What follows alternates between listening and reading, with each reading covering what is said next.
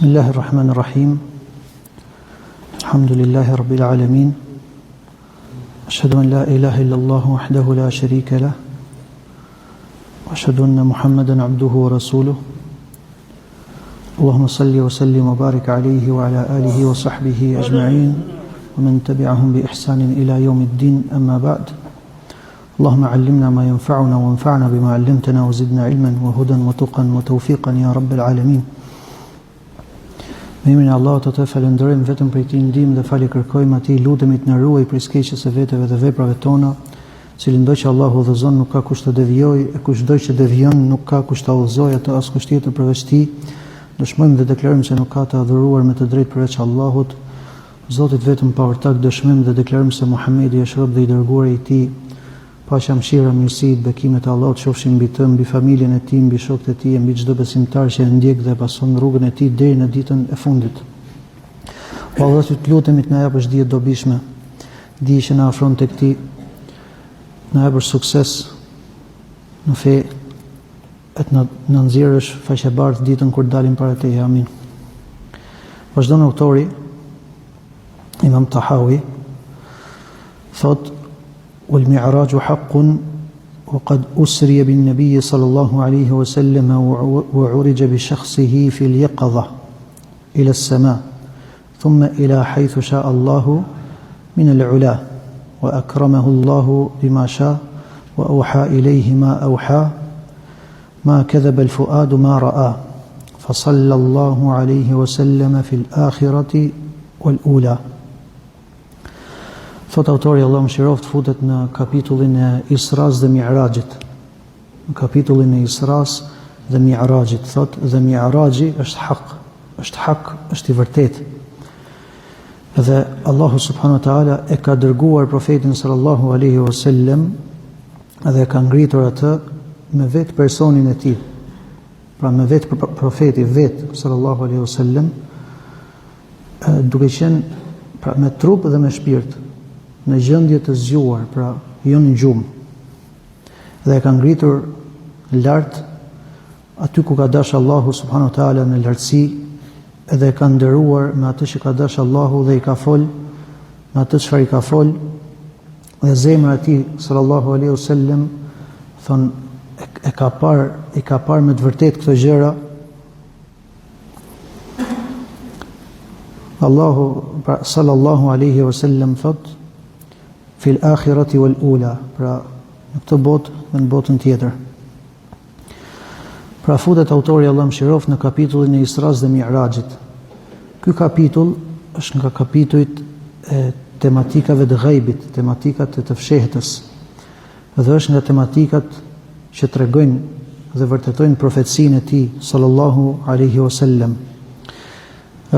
Diskutimi i dietarëve në këtë kapitull, normalisht si diskutimet e akidës në përgjithësi janë të gjata, mirë po shkurtimisht mund ta përmbledhim në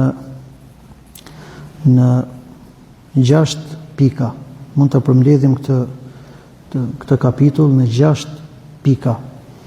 E para është Israja dhe Mi'raji, kuptimi çfarë do thotë Isra dhe çfarë do thotë Mi'raj, edhe pra argumenti. Mi'raj në gjuhën në diskutimet e dietarëve është për qëllim ky argument dhe kjo shenjë madhështore që Allahu subhanahu wa taala e ka ngrit profetin sallallahu alaihi wasallam pra nga Beitul Maqdis në lartësi, atje ku ka dash Allahu subhanahu wa taala, ndërsa Mi'raj nga ana gjuhësore në origjinë, Mi'raj është ajo gjë me cilën njeriu ngrihet. Pra, po themi vegla apo mjeti me cilin ngrihesh. Pra mund themi shkalla apo diçka e ngjashme, pra që njeriu ngrihet. Ka ardhur në disa hadithe, mirë po, ose në disa transmetime, mirë po, nuk është se ka diçka që saktësohet prej tyre. Urija an-nabiy sallallahu alaihi wasallam bi Mi'raj, u ngrit profeti sallallahu alaihi wasallam me Mi'raj. Ne po kapim nga ana origjinës gjuhësore që Mi'raj është gjëja me cilën njeriu ngrihet. Ndërsa Isra, sikur se ka thënë autori, Allah mëshiroft, Mi'raji është hak, ndërsa Isra e thot Allahu e ka dërguar profetin sallallahu alaihi wasallam dhe pastaj e ka ngritur pra me vetë trupin dhe shpirtin e profetit sallallahu alaihi wasallam në gjendje të zgjuar. Israja pra është vajtja e profetit sallallahu alaihi wasallam nga xhamia nga Mekka pra në xhamin Aqsa dhe kthimi i atij po në të njëjtën natë pasi që ishte ngritur, pra ati ku Allahu e ka ngrit, edhe pastaj e ka zbritur pra profeti dhe është kthyer në të njëjtën natë sallallahu alaihi wasallam. Dhe Israja dhe Mi'raji është një argument dhe një ajet madhështor që tregon domethënë për fuqinë e Allahut subhanahu wa taala dhe për profecinë e profetit sallallahu alaihi wasallam. Dhe muslimanët të gjithë janë të një mendje që domethënë e pohojnë se kjo gjë ka ndodhur me të vërtetë domethënë dhe nuk e kundërshtojnë këtë fakt, vetëm se jo besimtarët dhe ata të cilët domethënë nuk besojnë Allahun dhe ditën e fundit. Për pohimin e Isras dhe Mi'rajit vërtetohet ky fakt me Kur'an, Sunet dhe me ixhman, pra me konsensusin e umetit. Nga Kurani për Isran, që ka ardhur në formë të saktë, është në surën Isra. Fillimi i surës Isra, ku thot Allahu subhanalladhi asra bi'abdihi laylan min al-masjidil harami ila al-masjidil aqsa. I lartësuar është ai i cili e dërgoi e ngriti pra e çoi robën e tij natën nga xhamia pra në Mekë deri në xhamin Aqsa. Ndërsa për Mi'rajin, po i njëjti ajet vazhdon alladhi barakna hawlahu linuriyahu min ayatina. Xhamin Aqsa, të cilën e kemi begatuar për t'i treguar atij argumentet tona, linuriyahu min ayatina. Ky është një tregues jo në formë të drejtë për drejtë, mirë po kuptimi ai është që Allahu subhanahu wa taala e ka ngrit profetin sallallahu alaihi wasallam pikërisht për t'i treguar këto ajete madhështore. Ndërsa në surën Nejm që e lexuam për namaz të yatsis, janë ajete që tregojnë në mënyrë specifike për Mi'rajin, pra për ngritjen e profetit sallallahu alaihi wasallam, kur thot ma kadhaba al-fuadu ma ra'a, pra zemra e profetit sallallahu alaihi wasallam nuk ka gabuar, domethënë nuk për atë që ka parë, e ka parë me të vërtetë. Afatumarunahu ala ma yara, ju do të polemizoni me të për atë që ai ka parë, wa laqad ra'ahu nazlatan ukhra, ndërkohë që profeti sallallahu alaihi wasallam, po thot Allah për Xhibrilin alayhis salam, e ka parë dhe në një zbritje tjetër. Inda sidratil muntaha, pra thot që Allah e ka ngritur pra në sidratil muntaha, indaha jannatul ma'wa, aty është xhennet i cili është vendbanim, idh yaghsha sidrata ma yaghsha, këtë sidratul muntaha e mbulon ajo që Allahu don që ta mbuloj, ma zagha al-basar wa ma tagha.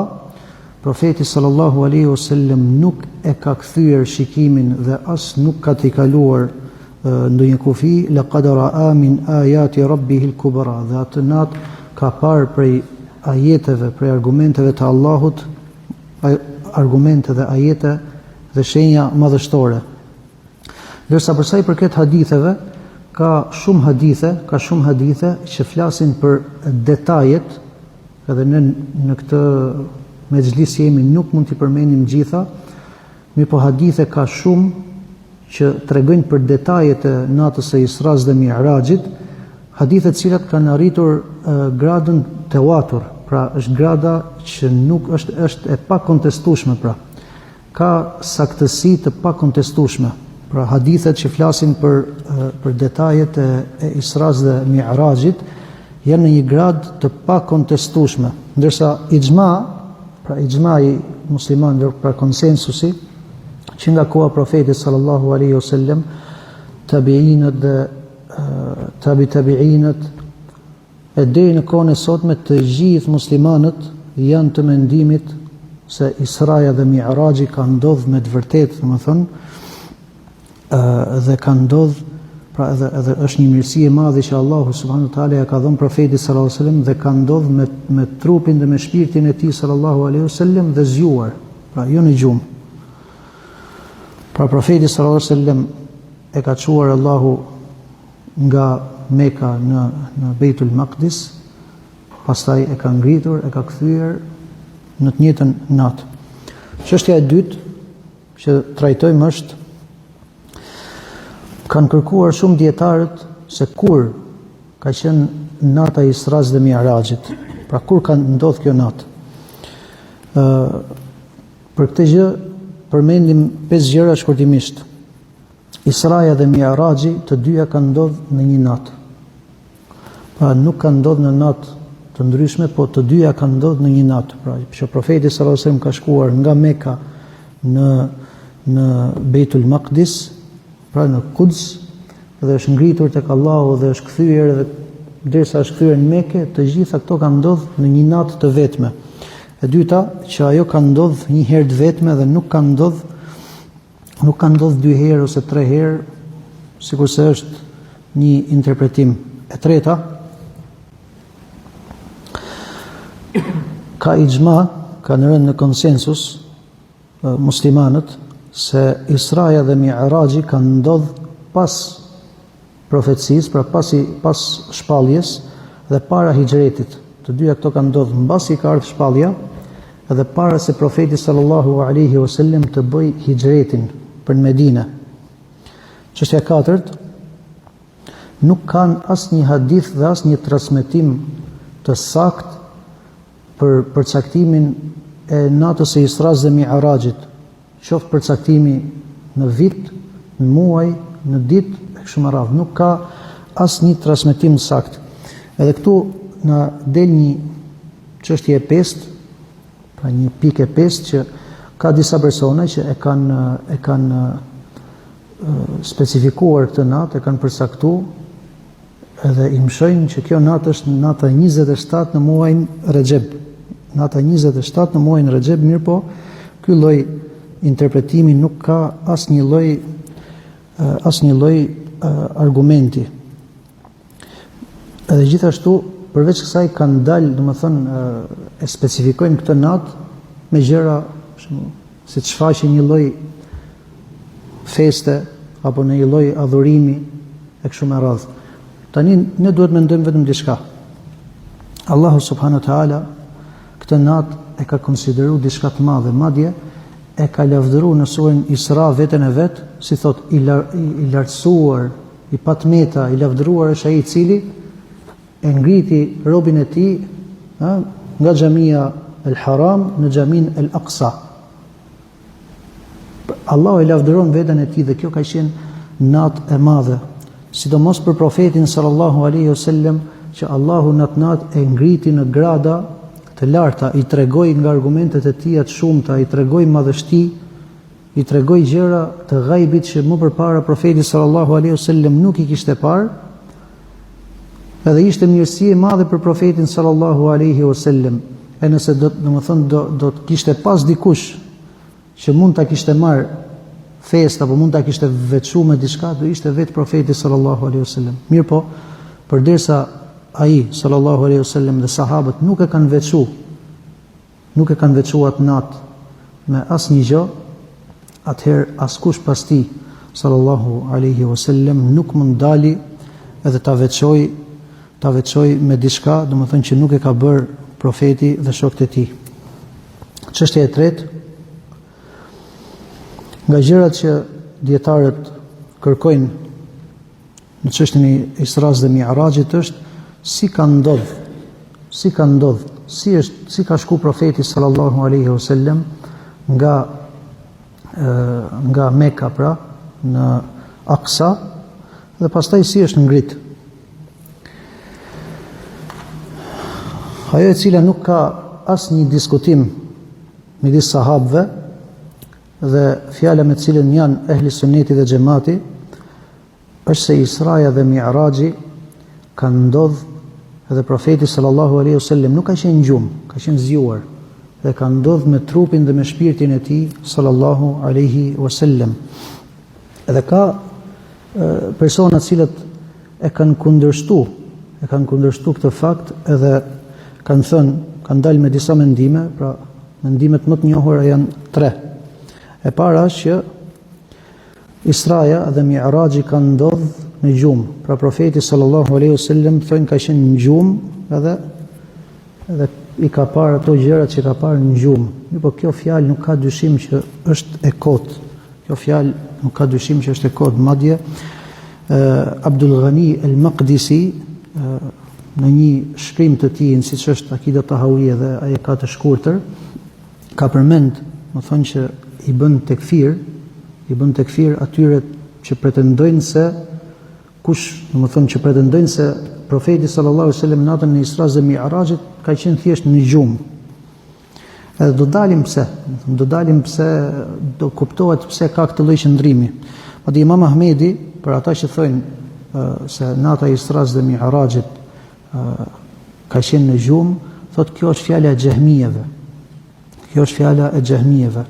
Ndërsa Sheikhul Islam Ibn Taymija tregon arsyen që na jep të kuptojmë të dyja fjalët edhe të Imam Ahmedit edhe të Abdul Ghani al-Maqdisi. Thotë sepse Jahmijet në moment që do pohojnë Isran dhe Mi'rajin, që ka ndodhur në të vërtetë, ka ndodhur me trupin dhe me shpirtin e tij sallallahu alaihi wasallam, atëherë vetvetiu kjo të çon në përfundim që Allahu është në lartësi. Sepse profeti sallallahu alaihi wasallam u ngjit, ndërkohë që ato nuk i pohojnë Allahut asnjë lloj drejtimi. Edhe kjo i bëri që të mohojnë dhe Isran dhe Mi'rajin. Një fjalë e dytë, që është gjithashtu gabim, është se profeti sallallahu alaihi wasallam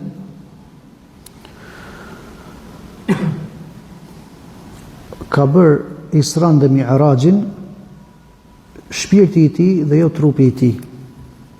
Kjo fjalë, edhe pse është, po themi, më e lehtë se sa e para, mirë po prapë është e gabuar.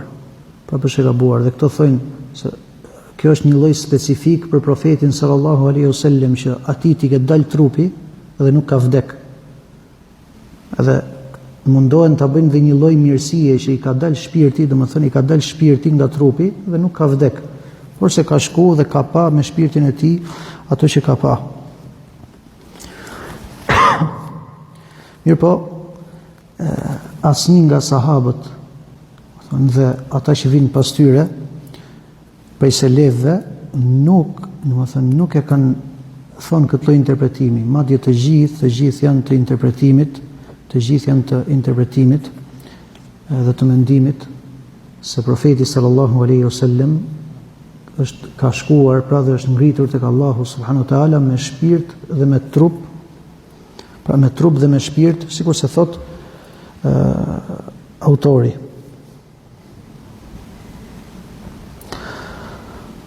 Një fjalë e tretë, një mendim i tretë është se profeti sallallahu alaihi wasallam nga Mekka deri në Quds, pra deri në Xhamin Aqsa, ka shku me trup, ndërsa ngritja tek Allahu, kjo thënë ka ndodhur me shpirt. Mirë po, ky është një lloj mendimi që gjithashtu nuk ka argument. Argumentet që pohojnë se Israja dhe Mi'raji ka ndodhur me trupin dhe me shpirtin e tij sallallahu alaihi wasallam janë shumë. Për tyre përmendim Allahu thot subhanalladhi asra bi 'abdihi. I lartësuar është ai i cili e ngriti, po themi, robin e tij. Kjo fjalë robin e tij është një lloj fjale që e përfshin trupin dhe shpirtin e tij sallallahu alaihi wasallam dhe nuk ka një argument që specifikohet shpirti apo kështu me radhë. Pra vetë Allahu kur thot ai i cili e ngriti robin e tij, fjala robin e tij nënkupton dhe trupin dhe shpirtin e tij sallallahu alaihi wasallam. Pastaj profeti sallallahu alaihi wasallam në natën e Isras dhe Mi'rajit ka parë shumë gjëra. Edhe nga origjina, nga ana gjuhësore, origjina është që veprimi kur ndodh i mvishet personit, domethënë me trup dhe me shpirt. Edhe nuk ka një anë specifike, nuk ka një specifikus që të thuhet që këto kanë ndodhur vetëm me shpirtin e tij sallallahu alaihi wasallam. Një tjetër është se nga kjo ngjarje e Isras dhe Mi'rajit, Kurejshët, jo besimtarët, pra kufarët e Kurejshëve e kanë kundërshtu shumë profetin sallallahu alaihi wasallam, e kanë tallë, pra e kanë injoru, pikërisht se profeti sallallahu alaihi wasallam ka treguar atyre për Isran dhe Mi'rajin. Edhe ajo që do të them vëllezër me këtë është se nëse profeti sallallahu alaihi wasallam do të kishte shku me gjumë, pra në ëndër ose me shpirt, nuk ishin për ta kundërshtu. Se Kurejshët nuk i refuzonin, domethënë, që dikush të ketë pa ëndër. Nëse dikush ka pa ëndër, s'ka problem, nuk ka një diçka për të kundërshtu këtu. Ama në moment që profeti sallallahu alaihi wasallam i tha që ka shkuar dhe është kthyer brenda natës, në një natë, kjo ka qenë pikërisht arsyeja që ato të gjithë e kundërshtuan dhe ju duk diçka shumë e largët, si ka mundësi ky të shkojë, e të kthehet, ndërkohë që atyre i duheshin 1 muaj me shku, 1 muaj me ardh, 2 muaj. Shkoi ky mrena natës, domethënë, po të ishte me shpirt, pra të thonte kam shku me shpirt apo në gjumë, s'ka problem. Ma ato e kundërshtuan sepse tha kam shkuar profeti sallallahu alaihi wasallam. Pra vetë kundërshtimi i tyre tregon që ajo që ka ndodhur ka qenë me trup dhe me shpirt.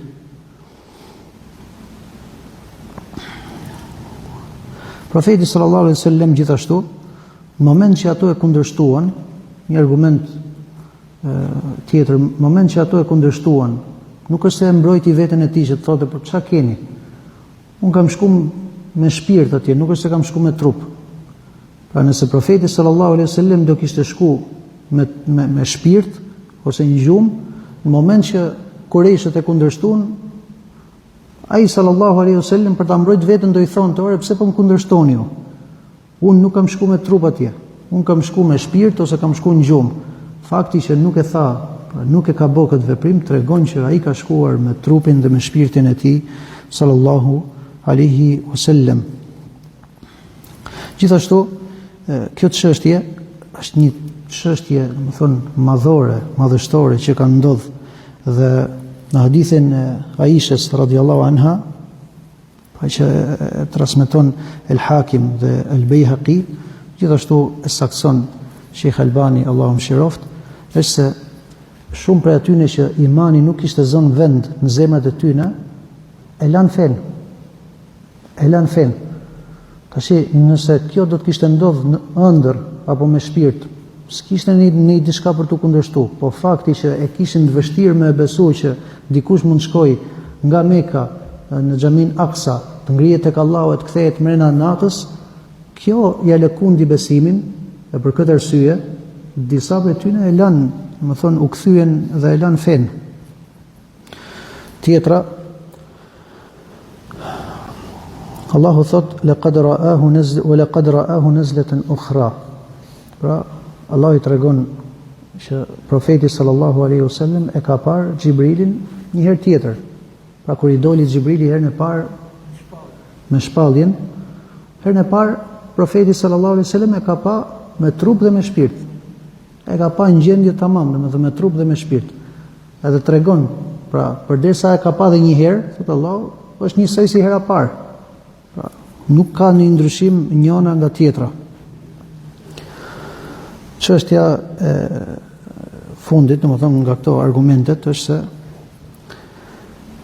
ka rënë umetin konsensus për një ixhma se Israja dhe Mi'raji, pra është nga jetët, nga shenjat e mëdhaja, madhështore të Allahut subhanahu wa taala, dhe nëse do të thuhej që kjo ka ndodhur vetëm në gjumë ose në shpirt, atëherë ky është një lloj përshkrimi që nuk i përshtatet madhështisë së kësaj nate. Domethënë, çfarë madhështie ka nëse këto gjëra kanë ndodhur në gjumë, ëndër. Ndërkohë që dihet që njeriu në ëndër mund të shohë shumë gjëra. Po madhështia e kësaj nate vetë të çon në kuptues se këto që kanë ndodhur në të vërtetë dhe jo ëndra prej tij sallallahu alaihi wasallam. Autori vazhdon të thotë wal mi'raju haq, pra mi'raji është hak dhe profeti është ngrit dhe pra me vetën e tij, domethënë në zgjuar në lartësi. Po, çështja e katërt, një historik, po themi shkurtimisht, si ka ndodh Israja dhe Mi'raji. Ndërkohë që profeti sallallahu alaihi wasallam ishte në Mekke, i vjen Gjibrili alayhi salam në atë natë, pra që ndodh Israja dhe Mi'raji, i hap atij sallallahu alaihi wasallam gjoksin, ja nxjerr zemrën e atij, e lan me ujë Zemzem, pastaj vjen me një enë prej floriri, e cila është e mbushur me iman dhe me urtësi. Edhe ja hedh profetit sallallahu alaihi wasallam në gjoksin e tij. Pastaj i jepet profetit sallallahu alaihi wasallam buraku. Kjo kafsh, kjo burak quhet, është një kafsh që profeti sallallahu alaihi wasallam thot, është një kafsh e bardhë, e gjatë, ajo një hap e ka deri aq sa i kap shikimi. Do thon, aty ku e kap shikimi, aty e ka hapin ajo. Dhe argumentet tregojnë se buraku, këtë kafsh për burakun e kanë hypur dhe profet tjerë. Kanë ngarë dhe profet tjerë këtë lloj kafshë para tij sallallahu alaihi wasallam. Pra ka shkuar me këtë burakun, me këtë kafshën, derisa pra nga Mekka derisa ka arrit në xhamin Aqsa. E ka lidh burakun në të njëjtin vend që e kanë lidh edhe profetët e tjerë para tij alayhimus salatu wassalam. Dhe pastaj futet sallallahu alaihi wasallam në xhamin Aqsa, fal 2 rekate, pastaj falet me profetët e tjerë, ndërkohë që profeti sallallahu alaihi wasallam është imam. Ky namaz që profeti sallallahu alaihi wasallam e ka fal me profetët e tjerë aty kanë qenë me shpirtrat e tyre dhe jo me trupat e tyre. Përveç Isait alayhi salam, këtu ka domethënë përjashtim Isai alayhi salam, pasi ai nuk është varrosur, ndërsa profetët e tjerë janë varrosur. Pastaj profeti sallallahu alaihi wasallam është ngritur në lartësi dhe në çdo qiell prej 7 qiejve Gjibrili alayhis salam kërkonte leje dhe i hapej atij dhe profetit sallallahu alaihi wasallam. Çdo meleku që ishin në portën e çdo qielli i jepnin selam, ato ja kthenin selamin, dhe profeti sallallahu alaihi wasallam në çdo qiell ka parë një grup, një numër prej të dërguarve dhe profetëve. E ka parë Ademin alayhis salam në qiellin e parë. E ka parë Isain dhe Zekerian në qiellin e dytë.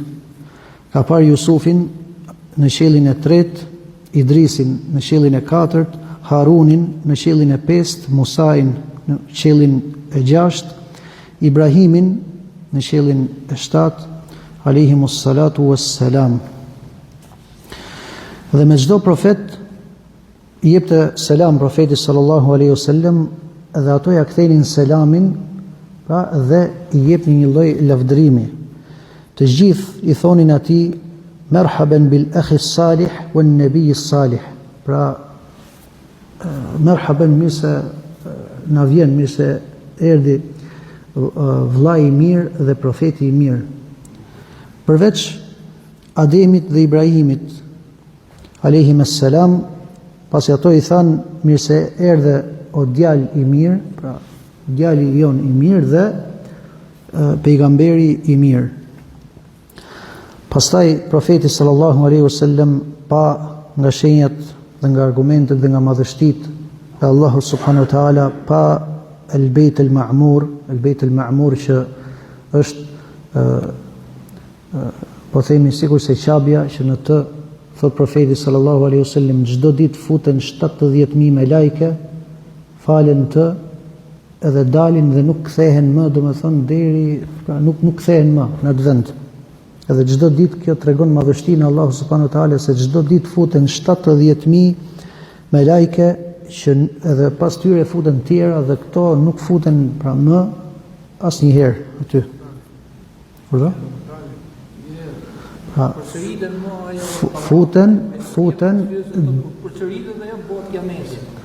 futen, dalin, pastaj vinë tjera, domethënë. Momentin që këto, që ka fillu,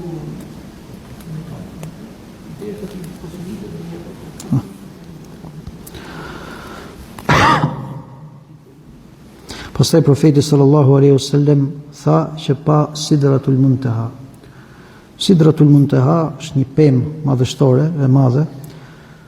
Profeti sallallahu alaihi wasallam thot pra që ajo kishte përveç se ishte madhështore, ishte ngjyra të ndryshme e bukuri, saqë profeti sallallahu alaihi wasallam thot la yastati'u ahadun min bani Adam an yasifaha. Pra edhe sikur ta shikoj dikush, nuk ka mundësi ta përshkruaj dot Sidratul Muntaha. Pastaj u ngrit profeti sallallahu alaihi wasallam edhe më lart se kaq, derisa ai sa donte Allahu subhanahu wa taala, dhe Allahu subhanahu wa taala i foli atë çka i foli, pra drejt për drejt, pa ndërmjetës, dhe i obligoi atij në këtë natë 5 namazet. Edhe sikur se tregon transmetimi, fillimi ishte 50 namaze. Allahu subhanahu wa taala i obligoi profetit sallallahu alaihi wasallam 50 namaze. Në moment që zbriti te Musa alayhis salam, e pyet Musa, domethënë, çfarë ka obligu Allahu, edhe i tregon profetit sallallahu alaihi wasallam, edhe Musa i thot kthehu edhe kërkoi Allahut që të ta ul. Pasi Musa alayhis salam duke e ditur, duke e parë te populli i tij që nuk duruan dot, domethënë i tha lutju Allahut që të ta uli, derisa vazhdon profeti, derisa Allahu subhanahu wa taala e çon në 5 namaze. E thot Allahu amdaitu faridati wa khaffaftu an ibadi. Edhe këto pra e kam plotësuar këtë obligimin tim dhe ja kam lehtësuar robërve të mi. Edhe një namaz, pra këto janë 5 namaze, mirë po janë të vlefshme sa 50 namaze.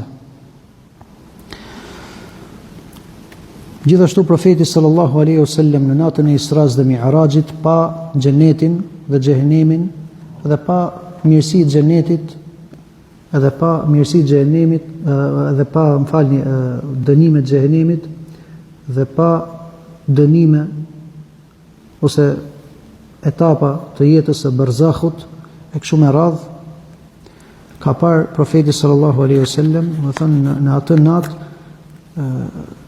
shumë argumente dhe shenja të Allahut subhanahu wa taala. Pra, kjo natë ka qenë një natë madhështore për të sallallahu alaihi wasallam.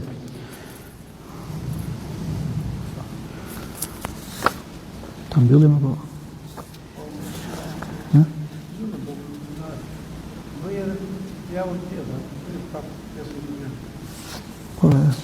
Nuk është se kam dhaj shumë, po.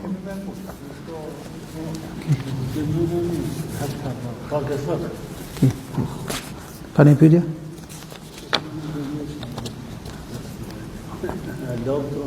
Alhamdulillah. Subhanakallahu wa bihamdika, ashhadu an la ilaha illa ant, astaghfiruka wa atubu ilaik. Assalamu alaikum wa rahmatullahi wa barakatuh.